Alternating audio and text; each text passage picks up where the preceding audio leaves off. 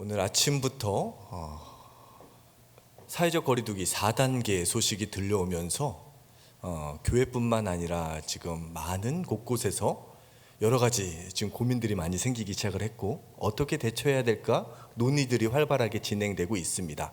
우리 거룩함의 운정교회에서도요, 이 예배가 시작하기 전 1시간 전 8시에 운영위원회가 비상대책위원회로 줌으로 모여서 회의를 했고요. 1시간 동안 결정된 내용을 먼저 공지를 해드리도록 하겠습니다. 첫 번째는요, 이번 주 주일까지는 대면 예배를 진행합니다. 보신 분들은 아시겠지만 시행이 12일 월요일부터입니다. 그래서 이번 주 주일 예배를 드릴 것이냐 말 것이냐를 논의를 했는데 이번 주일 예배는 드리는 것으로 최종 결정을 내렸고요. 단 두 번째, 교육부는 전면 비대면입니다. 이번 주는 교육부 예배가 온라인으로 진행된다는 것을 꼭 기억해 주시기 바라고요. 세 번째, 주일까지는 차량 운행을 정상적으로 운행합니다. 이번 주 주일 예배를 드리는데 차량 운행은 그대로 진행이 되고요.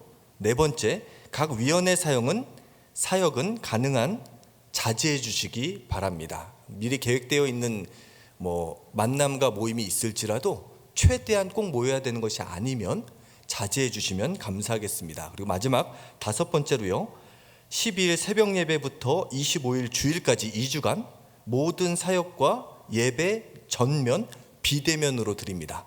차량 운행 없고요. 그래서 다음 주 월요일부터 2주간은 모든 예배가 온라인으로 진행이 된다는 것 기억하시고 각자의 처소에서 예배자로 승리하시기를 바랍니다.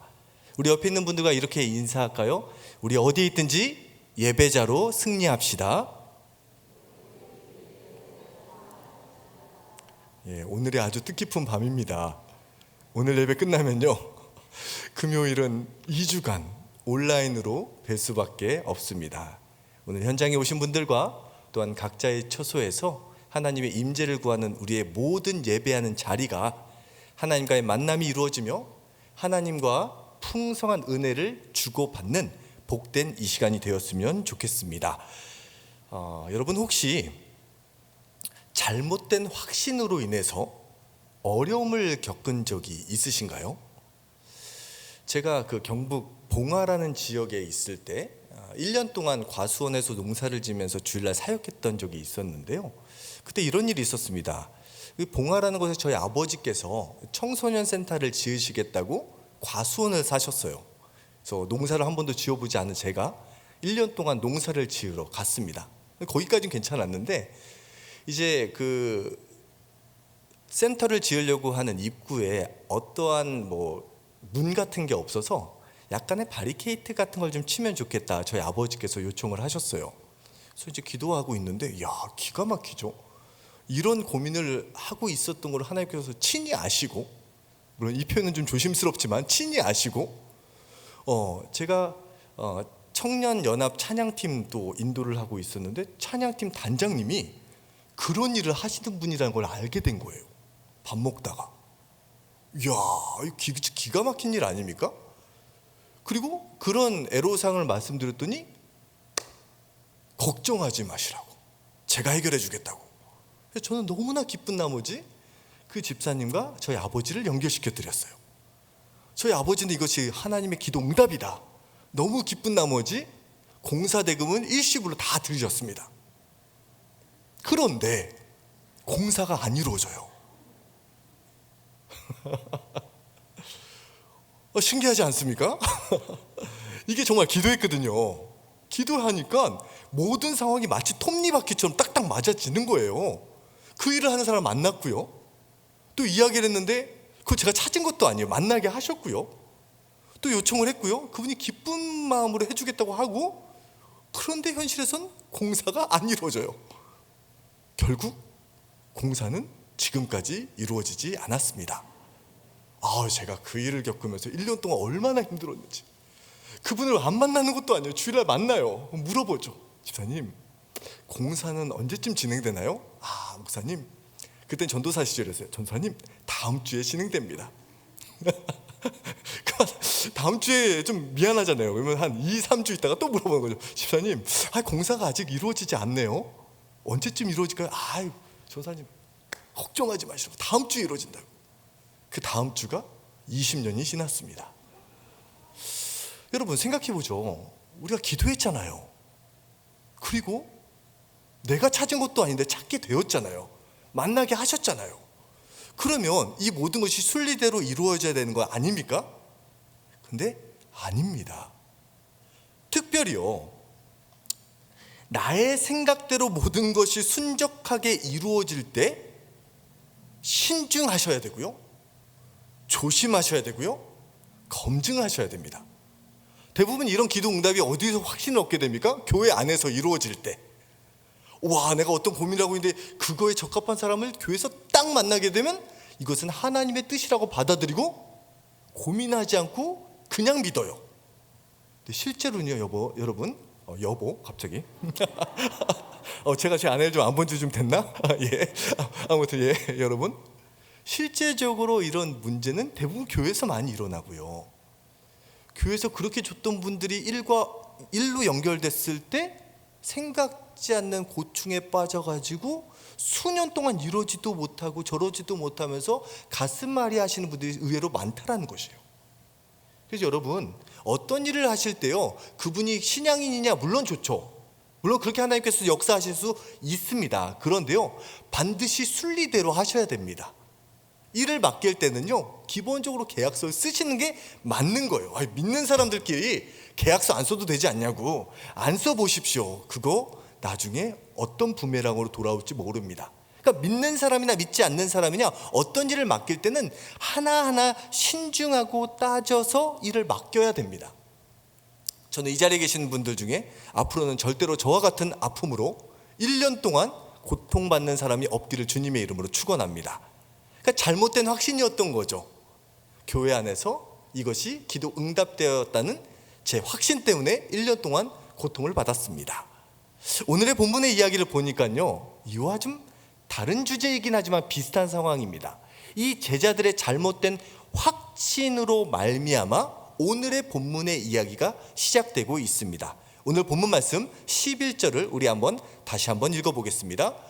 그들이 이 말씀을 듣고 있을 때 비유를 더하여 말씀하시니, 이는 자기가 예루살렘에 가까이 오셨고 그들은 하나님의 나라가 당장에 나타날 줄로 생각함이더라. 아멘.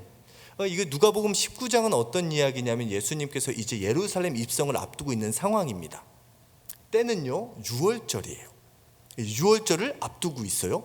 여러분, 유월절이라는 절기는 어떤 절기죠? 이스라엘 백성들이 애굽에서 출애굽한 사건, 큰 구원의 역사를 기념했던 때입니다. 그리고 이 장소는 지금 어디예요? 우리가 읽진 않았지만 19장 1절부터 10절까지의 내용은 나사로의 이야기, 여리고라는 곳에서 이제 예루살렘을 향해서 올라가기만 하는, 예루살렘 거의 초입에 해당되는 곳에서 있었던 일이고요, 나사로의 집에서 이런 이야기가 펼쳐지고 있습니다. 그러니까 제자들이 봤을 때는요, 지금 어떤 일이 벌어지냐면, 유월절이 앞두고 가까이 왔고요, 예루살렘이 가까이 왔어요. 그러면 제자들의 마음속에는 어떤 마음이 생겼냐면, 이제 하나님의 나라가 가까이 왔구나, 당장 이루어지겠구나라는 확신을 갖게 되는데, 예수님께서는 그 확신을 아시고 오늘의 비유를 설명해 주고 있다라는 것이에요. 여러분, 오늘 이야기를 통해서 우리가 두 가지를 생각해야 되는데, 먼저 제자들이 잘한 것입니다. 제자들이 무엇을 잘했습니까? 제자들은요, 하나님 나라에 대한 신앙이 확고했습니다. 여러분, 이거 정말 중요합니다. 누가복음 9장 51절부터 19장 오늘의 본문까지는요, 예수님께서 갈릴리에서부터 예루살렘까지 이동하시는 내용입니다.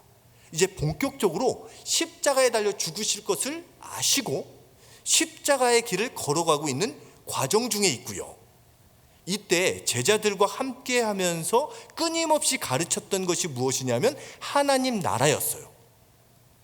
얼마나 하나님 나라에 대해서 가르치셨냐면, 뭐 예를 들면 나를 따라오겠다고 하는 어떤 사람이 있을 때 그 사람이 뭐 아버지의 장례를 치르고 따라가겠습니다라고 했을 때 우선순위가 하나님한테 있지 않으면 소를 뒤를 돌아보는 자는 하나님의 나라에 합당하지 않다. 하나님의 나라에 들어가는 자격에 대해서 설명을 하고 있고요. 또 병든 자들을 고쳐주실 때 치유가 목적이 아닙니다. 치유도 중요하지만 치유를 통해서 예수님께서는 제자들에게 무엇을 가르치시냐면 하나님 나라가 가까웠음을 가르치라고 하십니다. 말 못하는 어떤 환자가 있었는데요, 그 사람을 치료해 주면서 뭐라고 얘기하십니까? 만일 성령의 능력을 힘입어 귀신을 쫓아내는 것이라면 하나님의 나라는 이미 너에게 임하였느니라. 그러니까 치유를 통해서도 하나님의 나라, 어떤 사람이 자신을 따라오겠다는 제자도를 가르칠 때도 하나님의 나라, 귀신 들린 사람을 치료해 줄 때도 하나님의 나라, 심지어는 기도를 가르쳐 주실 때도 하나님의 나라가 이루어지며 하나님의 나라를 가르치셨어요. 여러분, 우리가 신앙생활할 때 절대로 잊어서 안 되는 주제는요, 하나님 나라입니다.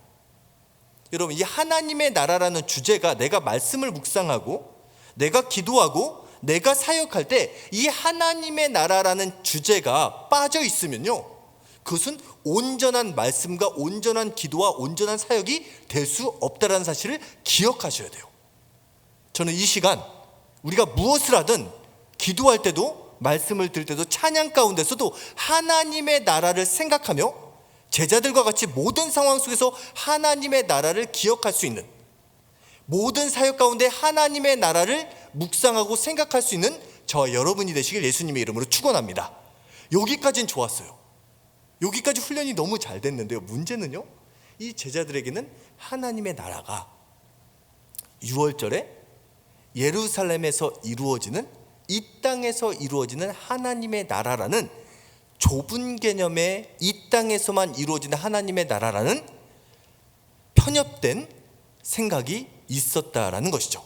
이것을 해결해 주기 위해서 예수님께서 말씀해 주신 이야기가 바로 문화의 비유입니다. 이 문화의 비유를 함께 보겠습니다. 12절부터 14절까지의 이야기입니다. 12절부터 14절입니다. 이르시되 어떤 귀인이 왕위를 받아가지고 오려고 먼 나라로 갈 때에 그 종 열을 불러 은하 열 문화를 주며 이르되 내가 돌아올 때까지 장사하라 하니라. 그런데 그 백성이 그를 미워하여 사자를 뒤로 보내어 이르되 우리는 이 사람이 우리의 왕됨을 원하지 아니하나이다 하였더라. 아멘. 여기서 이제 하나님의 나라에 대해서 이야기하는데 12절부터 14절에 보면 하나님의 나라의 중요한 특징에 대해서 이야기를 합니다. 하나님의 나라가 지금 이 땅에서 당장 이루어질 것이라고 오해했던 제자들에게 무엇부터 얘기하시냐? 귀인에 대한 얘기를 하는데, 귀인은 본인 자신을 의미합니다. 예수님께서 먼 나라로 왕위를 받기 위해서 떠날 것이다 라고 가르쳐 주세요. 여러분, 예수님께서 지금 우리와 함께 하십니까? 성령님으로 함께 하시죠. 그런데 예수님께서 지금 어디 계십니까? 하늘 보좌 우편에 계십니다. 여러분, 이 신앙관이 상당히 중요합니다. 예수님께서는요, 지금 부활하시고 승천하셨어요. 그리고 재림하실 때까지, 지금 왕권을 다시 가져오실 때까지 우리랑 떨어져 계십니다. 첫 번째요. 두 번째는요, 13절에 보니까 그러면서 그 귀인이 종들을 남겨두면서 종들한테 뭘 부탁하냐면 돌아올 때까지 장사해라. 우리에게 이 땅에 남겨지면서 어떤 일을 부탁하고 가십니다. 그 다음에 14절에 보니까 아주 중요한 특징인데요, 백성이 그를 미워하여 사자를 보내어서 이 사람이 우리의 왕됨을 원치 아니한다라는 것을 가르칩니다. 이건 무슨 얘기입니까? 이 세상은요, 하나님의 통치를 원하지 않는다라는 것이에요. 여러분, 지금 하나님께서는, 성령님께서는 우리 안에 내주하십니다. 하지만 지금 예수님께서는 하늘 보좌에서 재림의 때 절대 왕권을 가지고 돌아오실 날을 기다리고 계십니다. 우리는 이 땅에 남겨졌죠. 그런데 우리가 남겨져 있는 이 땅은 어떤 상황이에요? 하나님의 통치를 원합니까? 원하지 않습니까? 원하지 않는다라는 것입니다. 여러분, 이 사실을 분명히 기억해야 됩니다. 왜냐하면요, 우리가 이 세상 가운데 하나님의 뜻대로 살아가다 보면요, 이 세상의 가치관과 하나가 될까요? 때로는 갈림길이 생길까요? 여러분, 이렇게 대면 예배 드릴 수 있는 기회가 많지 않습니다. 여러분 아시잖아요? 여러분, 진짜 하나님의 뜻대로 이 세상을 살아가면요, 하나님의 가치관과 하늘의 가치관과 이 땅의 가치관은 다릅니다.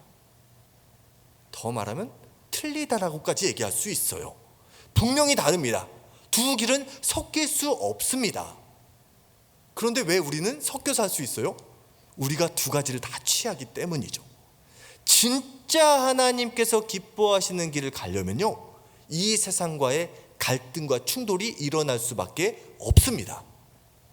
그런데 어떻게 그것을 극복합니까? 악으로 악을 갚는 것이 아니라 우리는 선으로 악을 이기는 존재라는 것이죠. 여러분, 특별히 오늘 이 12절부터 14절까지 이야기는요, 이 이야기를 듣는 유대인들에게는 피부로 확 와닿는 얘기예요. 왜냐하면 이미 기원전 40년과 기원전 4년에 두 사람이 실제로 로마에 가서 왕권을 얻기 위해서 찾아갑니다. 우리가 너무나 잘 알고 있는 헤롯 대왕 이야기와 그의 아들 아켈라오의 이야기입니다. 그래서요, 기원전 40년에 헤롯 대왕이 로마에 가서 실제로 왕권을 얻고 돌아와서 팔레스타인 지역을 통치합니다. 그런데요, 그의 아들인 아켈라오는 로마에 가서 왕권을 얻으러 갔다가 유대인들이 그게 싫은 거예요. 이 아켈라오가 워낙 잔혹한 사람이라는 것을 알았기 때문에 통치를 받기 싫어서 몰래 밀사 50명을 보내요. 그래서 이 50명이 이 사람의 통치를 우린 받고 싶지 않습니다고 해서 왕권을 온전히 가져오는 것이 아니라 분봉왕, 일부만, 예루살렘과 사마리아만 다스리는 왕이 분봉왕이 되어서 돌아와요. 그래서 어떤 일을 벌이냐면 오늘 본문 말씀 27절에 보니까 내가 왕됨을 원하지 아니하던 저 원수들을 이리로 끌어다가 내 앞에서 죽이라 하였느니라. 이 구절이 어떻게 실현이 되었냐면 실제로 아켈라오가 돌아와서요, 자신이 왕권을 얻는데 방해한 유대인 8,000명을 죽여버립니다. 그러니까 이 이야기는요, 우리한테는 그냥 먼 이야기지만 유대인들에게도 확 와닿는 이야기예요. 물론 예수님께서 그렇게 잔혹한 일을 하시는 분은 아니지만 분명한 것은요, 우리 예수님께서는 다시 재림해서 오십니다. 초림 때 2000년 전에 예수님 인간의 몸을 입고 이 세상에 오신 우리의 구원주로 오셨다면 재림의 모습으로 오시는 예수님은요, 절대 왕권, 이 세상의 완전한 통치권을 가지고 다시 오시게 됩니다. 믿으십니까? 우리 크리스천들은 그것을 기다리는 사람들입니다.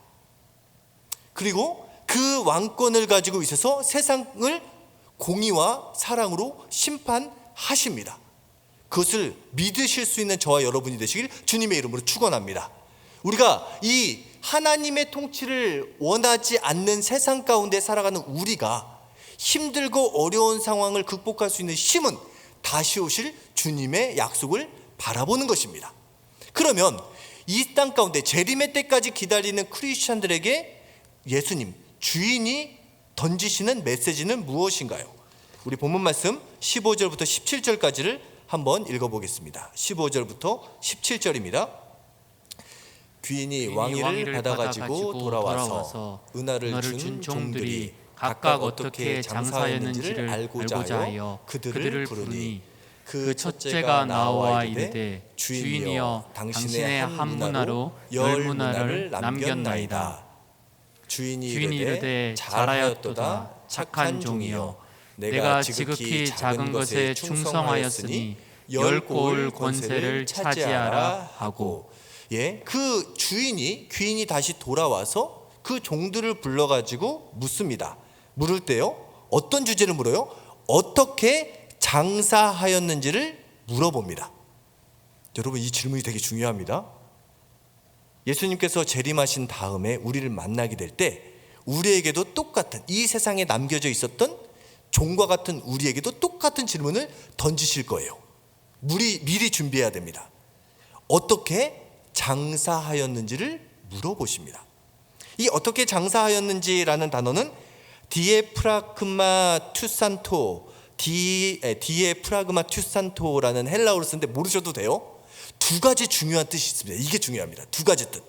첫 번째는 뭐냐면 얼마나 많이 벌었는가라는 질문이에요. 예수님께서 다시 재림하셔서 오셔서 우리에게 묻는 거예요. 내가 너에게 한 문화를 준대. 한 문화는 100데나리온. 일반 성인이 100일 동안 벌을 수 있는 100일의 월급의 그 돈에 해당되는 값어치입니다. 이것을 주고 갔는데 이것을 통해서 얼마나 남겼는가라는 질문이에요. 이 질문에 대해서 뭐라고 대답합니까? 그 종들이 뭐라고 합니까? 한 문화로 어떻게요?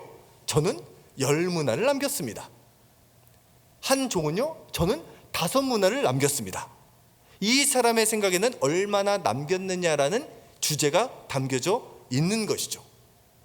여러분, 우리가 자본주의를 살아가고 있는 우리가요, 돈을 생각하면 이것은 아주 지극히 당연한 생각입니다. 그렇죠? 요즘 저는 좀 마음이 아파요. 어떤 부분이 마음이 아프냐면 이 아파트를 모르고 파셨다가 전세로 옮기려고 하는데 아파트가 너무 올라버려서 사지도 못하고 전세도 올라가지고 아파트를 판 돈으로 전세도 들어가는데 힘들어지는 그런 성도님들 요즘 만나게 됩니다. 너무나 가슴이 아프더라고요. 그건 뭐 모르잖아요. 누가 이렇게 알았겠습니까? 근데 여러분, 자본주의의 생각은 뭐예요? 돈을 투자하면 투자한 만큼 얼마만큼 이윤을 남기느냐가 자본주의적 생각인데요, 이 단어에도 그런 의미가 있습니다. 그런데요, 또 다른 뜻이 있는데 이 의미가 중요합니다.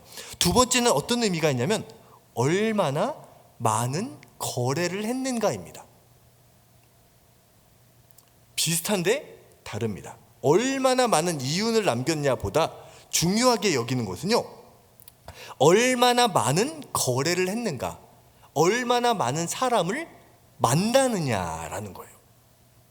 여러분, 이 비유를 다시 한번 생각해 봅시다. 지금 주인이 떠났습니다.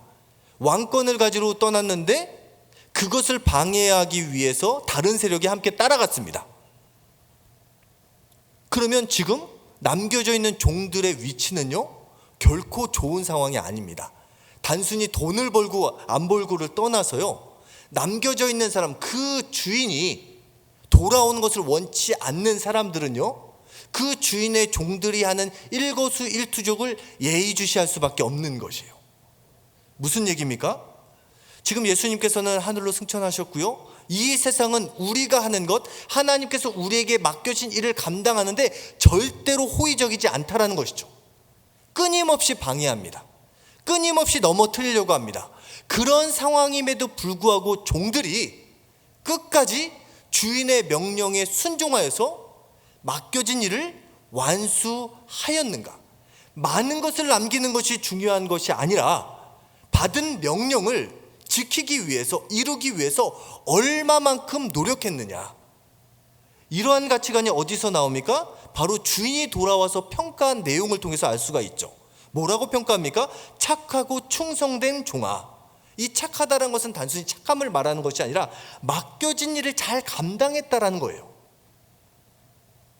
그리고 보상을 생각해 봅시다. 10문화를 남긴 사람에게 어떤 보상을 줍니까? 10개의 고를 한글 성경은 차지하라고 했어요. 그러니까 이것도 자본주의적인 생각이에요. 그렇죠? 10문화를 남겼으니 10개의 고을을 내가 차지하게 되었구나. 소유의 개념으로 생각하기 쉬운데요, 10개의 고을을 다스리라라는 것은요, 더 많은 사역을 맡기시는 겁니다. 단순히 많은 것을 너가 얻어냈으니 더 큰 복을 주겠다라는 개념도 있지만, 주인의 중심의 관점은 너가 이 작은 일에 충성하는 것을 보니 내가 더 많은 영혼들을 맡기겠다라는 의미예요. 여러분, 예수님께서 우리에게 원하시는 것은요, 어떠한 큰 업적 결과를 남기는 것, 물론 이것도 기뻐하시겠죠. 그런데 진짜 우리에게 원하시는 것은 무엇이냐? 다시 돌아오실 때까지 종으로서의 정체성을 잊지 말고 나에게 맡겨진 일을, 그것이 어떤 열매를 맺어 많은 열매를 맺던 적은 열매를 맺던 여기 비유에 나오지 않았지만 때로는 손해볼 수도 있겠죠. 그게 중요한 것이 아니라 너에게 맡겨진 일을 성실하게 최선을 다해서 믿음을 가지고 감당하는가가 바로 우리 주인이신 예수님의 관점이라는 것이에요. 여러분, 하나님께서 우리에게 가정을 맡기셨습니다. 우리 가정에 하나님께서 여러분을 하나님의 종으로 보내셨습니다. 물론 하나님의 종들로만 구성되어 있는 가정도 있겠고, 그러나 하나님의 뜻대로 순종하는 가정 안에서 또 다른 세상적인 가치관으로 끊임없이 나를 공격하는 사람이 있을 수 있습니다. 그 사람에게 묻는 것은요, 너의 남편을 변화시켰느냐, 너의 아내를 변화시켰냐 보다는 너가 나의 종으로서 주인을 드러내며 끝까지 박해 가운데서도 살아냈는가를 물어보신다라는 것입니다. 우리 끝까지 승리할 수 있는 저와 여러분이 되시길 주님의 이름으로 축원합니다. 제가 얼마 전에 제가 되게 좋아하는 프로그램이 하나 있어요. 꼬꼬무라고요. 꼬리에 꼬리를 무는 이야기. 제가 되게 좋아하거든요. 그 프로. 그 되게 묵상 포인트가 있는 것 같아요. 그날의 이야기, 오늘의 이야기. 성경도 그렇잖아요. 그날의 이야기, 오늘의 묵상. 저는 그 이야기를 보면서 많은 묵상을 합니다. 그 중에 아주 재밌는 이야기, 흥미로운 이야기를 하나 듣게 되는데, 여러분 대도 조세영 씨라고 얘기 들어보셨습니까? 큰 도둑이었죠. 70년대 80년대 한 시대를 풍미했던 사람. 좀도둑인데 어떻게 보면 도둑인데 도둑이 멋있어요. 와, 얼마나 멋있는지 나중에 그 법정에 서가지고 그 사람이 훔친 금액이 얼마냐, 5억이라고 추산했어요. 그러니까 자기가 뭐라고 해요? 아니다, 자기는 10억을 훔쳤다. 여러분, 도둑이 할 얘기가 아니잖아요. 보통은 형을 감량하려고 얘기하는데 판사가 5억을 훔쳤다고 얘기하니까 아니라고, 내가 10억 이상 훔쳤다고. 되게 당당해요. 이분이 거의 홍길동 이야기예요. 막 훔친 돈에 어떤 기록에 따르면 한 30-40%를 지나가던 행위들에게 막 나눠줬대요. 그런 그때 한번 같이 만났으면 좋았을 텐데. 그때 당시 막 100만 원을 진짜 막 주고 그랬대요. 그런데 이 사람이 무엇이 제가 참 신기했냐면, 이 사람이 결국 감옥에 가고요, 15년 만에 출소를 합니다. 출소했을 때 사진을 보여주시죠. 저 표정 보세요. 어떻게 도둑의 인상이 보여집니까? 저는 저 사진을 보는데 막 은혜롭더라고요. 아니나 다를까 은혜를 받았어요. 저분이 감옥에서요 복음을 받아들였어요. 그래서 나오자마자 이분이 거의 은혜롭지 않습니까? 저는 제 아내랑 이걸 보다가 저분 혹시 감옥에서 복음을 받아들였냐 했는데, 아니나 다를까 복음을 받아들였어요. 인생이 바뀌어버렸습니다. 그래서요 나와서 막 선교회를 조직해가지고 감옥에 있는 사람들 전도하고, 그리고 그때 당시 최고의 수였던 주병신소에 등장해가지고 또 자기 신앙 간증도 하고 이야기도 나누고, 교회들마다 나중에 목사 안수를 받아요. 그래서 가는 곳곳마다 복음을 증거하고, 가장 재밌었던 게 그 보안업체에서 이사로 뽑혀갔대요. 이것도 재능인가요? 잘 훔치니까 어떻게 하면 그 훔치는 사람들의 관점에서 이해를 할까 해서 S1이라는 회사에서 이 사람을 자문위원으로 발탁해서 큰 월급을 주고 데려갑니다. 그리고 정말로 아름다운 16살 젊은 기독교 실업인을 만나서 결혼을 해요. 저는 여기서 끝났으면 얼마나 감사했을까 생각을 했어요. 제 아내랑 막 은혜를 받고, 역시 하나님의 은혜는 이렇게 아름다워. 역시 아무리 도둑도 복음의 앞에서는 변화돼. 이러고 막 둘이서 막 행복해하고 있었는데 꼬꼬무가 아직 남아있어요. 여기서 끝났어야 되는데 그 다음 이야기부터가 너무나 슬펐어요. 결국 3년 후에 일본에 출장을 가서 절도짓을 하다가 또 잡힙니다. 지금은 80세가 넘었는데 총 16번의 절도를 하다가 또 잡혀가고 또 잡혀가고. 예전에는 그래도 젊었을 때는 소신도 있었어요. 철학이 있었거든요. 이제 그 철학도 다 무너집니다. 가장 아팠던 것은요, 그 아내분의 인터뷰를 하는데 그 아내분이 크리스찬이었거든요. 지금 어떤 절에 주지스님이 되어 있어요. 그러니까 남편을 통해서 변화되지 않는 그 모습 속에서 인생 무상을 느꼈는지 절에 스님이 되어 있더라고요. 제가 이 모습을 보면서 마음이 진짜 무너졌습니다. 너무 아팠어요. 그러면서 생각해 보는 거죠. 이것이 우리의 모습이 아닌가. 우리가 하나님의 영광을 위해서 뭔가 큰 일, 하나님의 영광을 위해서 뭔가 좀 남들 앞에 보여주기 좋은 일을 하려고 노력은 하는데, 우리가 삶의 자리에서 변함없이 하나님께서 나를 종으로 이곳 가운데 보내셨다는 믿음을 가지고 이곳에서 하나님의 뜻을 이루기 위해서 묵묵히 얼마나 노력하고 있는가.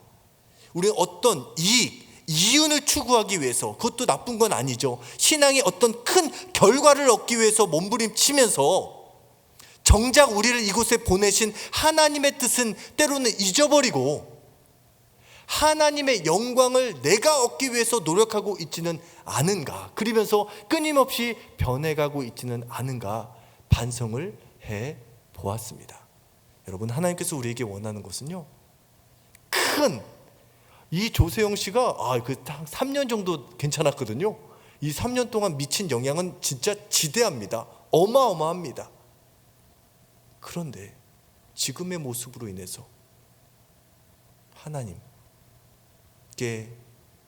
영광은커녕 너무나 많은 사람들의 마음을 무너뜨린 이야기, 이것이 우리의 모습은 아닌가요? 아직까지도 큰 업적을 남기기 위해서 노력하면서 끝까지 종으로서 주인이 맡긴 일에, 작은 일에 충성되는 우리의 모습은 점점 사그러들어가고 있지는 않은지 오늘 이 밤 우리가 한번 점검해 보았으면 좋겠습니다. 그러면서 이 비유의 이야기는 이제 결말로 도달합니다. 우리 20절부터 22절까지 함께 읽어보겠습니다. 또 한 사람이 와서 이르되 주인이여 보소서, 당신의 한 문화가 여기 있나이다. 내가 수건으로 쌓아두었었나이다. 이는 당신이 엄한 사람인 것을 내가 무서워함이라. 당신은 두지 않은 것을 취하고 심지 않은 것을 거두나이다. 주인이 이르되 악한 종아, 내가 내 말로 너를 심판하노니 너는 내가 두지 않은 것을 취하고 심지 않은 것을 거두는 엄한 사람인 줄로 알았느냐. 한 사람이 나오죠. 이 사람은 이 문화를 가지고 장사를 하라는 주인의 명령이 있었음에도 불구하고 그냥 숨겨놓습니다. 그리고 다시 가져오죠. 이에 대해서 책망을 받습니다. 제가 여기서 드리고 싶은 이야기는 뭐냐면 이 비유의 결말입니다. 여러분, 이 사람이 어떻게 되었을까요? 우선 가지고 있었던 한 문화 빼앗깁니다. 그렇죠? 이 사람이 진짜로 심판을 받으면 어떻게 돼요? 종으로서의 신분을 아예 박탈당하고 쫓아내야 되겠죠. 그런데 오늘의 비유는요, 그냥 여기서 끝납니다. 맡겨놓은 것을 빼앗기고요, 혼나고요, 끝.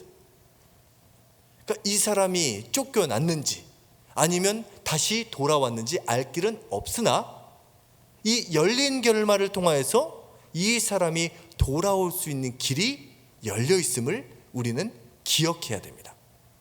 여러분, 하나님께서 우리에게 맡겨주신 일, 우리가 때로는 잘 감당할 수도 있지만 감당하지 못할 때도 있습니다. 그런데 예수님께서 때로는 그 잘못한 것에 대해서 우리를 책망하시고 혼내실 수 있습니다. 그런데 그것으로 관계가 끊어지는 것이 아니라 책망한 다음에 다시 돌아올 수 있는 기회를 주시는 분. 이 종은 주인이 엄한 사람이다, 굳은 사람이라고 생각을 했지만 그 주인은요, 끝까지 이 종을 기다려주는 주인이었음을 우리는 기억해야 됩니다. 예수님의 제자들 중에 베드로, 끝까지 예수님을 부인하지 않겠다고 다짐했음에도 불구하고 부인했죠. 그런데 예수님께서는 끝까지 찾아오셔서 그 베드로를 회복시켜 주시고 내 양을 먹이라, 내 양을 치라, 내 양을 먹이라 라고 다시 사명을 불어넣어 주십니다. 저는 이 밤이 우리에게 맡겨진 사명을 다시 한번 기억하는 시간이 되었으면 좋겠고요, 때로는 그것이 흔들렸던 과정이 있었을지라도 다시 나에게 맡겨진 그 사명을 붙잡고 나에게 맡겨진 사명을 끝까지 완수하기 위해서 노력할 수 있는 저와 여러분 되시길 주님의 이름으로 축원합니다. 반드시 우리가 믿는 예수님은 다시 돌아오십니다. 그리고 하나님께서 임하실 때, 예수님께서 다시 임하실 때 완전한 통치가 이루어지는 그 순간 하나님의 나라가 이 땅 가운데 이루어지게 될 것이고요, 우리에게 맡겨진 일은 완전한 길로 열려지게 될 줄 믿습니다. 그때까지 우리에게는 사명을 맡겨 주셨습니다. 맡은 자에게 구할 것은 충성입니다. 나에게 맡겨진 일이 작은 일이라도 끝까지 하나님께서 나에게 맡겨주신 사명을 완수하기 위해 기도와 말씀으로 승리하며 나아갈 수 있는 저와 여러분이 되시길 예수님의 이름으로 축원합니다. 기도하겠습니다. 우리 기도하기 전에 찬양 한 곡 하겠습니다. 우리 믿음의 고백을 하나 옆에 올려드렸으면 좋겠습니다. 나 주님의 기쁨 되기 원하네.